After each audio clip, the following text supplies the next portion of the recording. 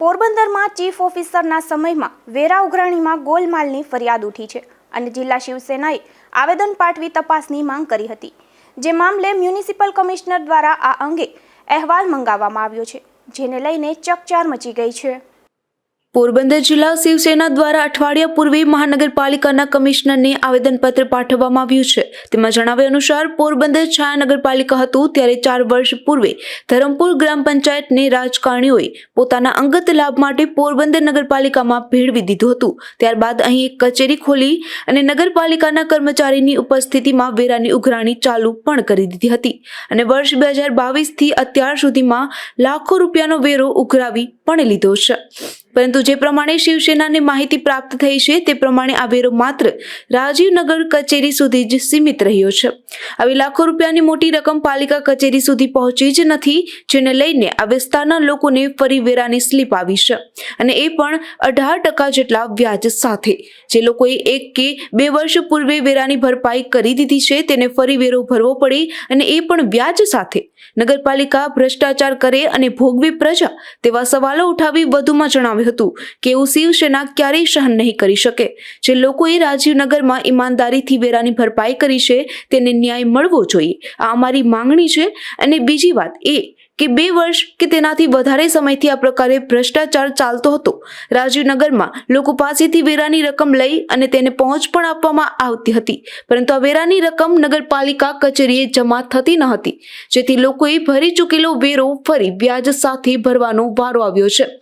આ તો અંગ્રેજશાહી કરતા પણ વધારે અમલદારશાહીનું ઉત્તમ ઉદાહરણ છે, જે પોરબંદરમાં જોવા મળ્યું છે, એ પણ પાલિકાના તત્કાલીન ચીફ ઓફિસરના પાપે। કે શું આ ભ્રષ્ટાચારમાં ચીફ ઓફિસરનો પણ હિસ્સો હતો, અને જો ન હતો તો અત્યાર સુધી કાર્યવાહી કેમ ન કરી? ત્યારે સમગ્ર મામલે ધરમપુર કચેરીએ વેરાની વસૂલી માટે બેસતા કર્મચારી, તત્કાલીન ચીફ ઓફિસર મનન ચતુર્વેદી અને તમામ જવાબદાર સામે યોગ્ય તપાસ કરી અને સસ્પેન્ડ કરવા સહિતની કાર્યવાહી કરો તેવી માંગ કરી હતી। તેમજ યોગ્ય પગલાં નહીં લેવામાં આવે તો કોર્ટમાં જવાની ફરજ પડશે તેવી ચીમકી પણ અપાઈ હતી, જેના પગલે મ્યુનિસિપલ કમિશનર દ્વારા સમગ્ર અહેવાલ મંગાવવામાં આવ્યો છે। ત્યારે મહાનગરપાલિકામાં અનેક પ્રકારની ચર્ચાઓ જાગી છે। ગ્રામ પંચાયત હતી, એમાંથી નગરપાલિકામાં એ વિસ્તાર ભેળવી લગભગ 2020 થી 2024 સુધીના ત્યાંના વેરા ભરાણા, એમાં મોટા ભાગના વેરા એવા છે કે ત્યાં ભરાઈ ગયા છે, એની પહોંચ પણ એમને મળી ગઈ છે, પરંતુ નગરપાલિકાની જે મુખ્ય કચેરી છે ત્યાં એ વેરો ભરપાઈ થયો નથી, હજી વેરો બાકી બોલે છે અને ઘણી એવી પ્રકારની પહોંચ છે કે જે બીજા નામે મળી છે, જે વેરો અત્યારે એ પહોંચ અહીં કોઈ હિસાબે ભરપાઈ થઈ શકે એવી નથી। આ પ્રકારે ત્યાંના સ્થાનિકોના આરોપ છે। આ પ્રકારે 3 થી 4 વર્ષ જે સરકારી પૈસા હતા એનો ક્યાંય પણ અલગ જગ્યાએ વપરાશ થયો છે, હવે પૈસાની ભરપાઈ કરી અને ભેળસેળ કરે એવું માગે છે। શિવસેના દ્વારા પણ આવેદનપત્ર આપવાનું છે, જેમાં સીધા ચીફ ઓફિસર જે તે સમયના અને અત્યારના ડેપ્યુટી કમિશનર મનન ચતુર્વેદી સામે આક્ષેપ થયા છે। મામલે આપને પણ રજૂઆત છે, આપના તરફથી શું કાર્યવાહી થઈ છે? કે ધરમપુરમાં અગાઉ જે વેરા લેવામાં આવેલા છે, પહોંચ આપવામાં આવેલી છે અને જમા થયેલ નથી એ બાબતની અગાઉ રજૂઆત જે મળેલી છે એ અંતર્ગત તે વિસ્તાર પાસેથી અત્યારે અધિકારી પાસેથી અહેવાલ માગવામાં આવેલો છે। એ અહેવાલ મળ્યા પછી એનો અભ્યાસ કરીને આગળની કાર્યવાહી થઈ શકે તેમ છે।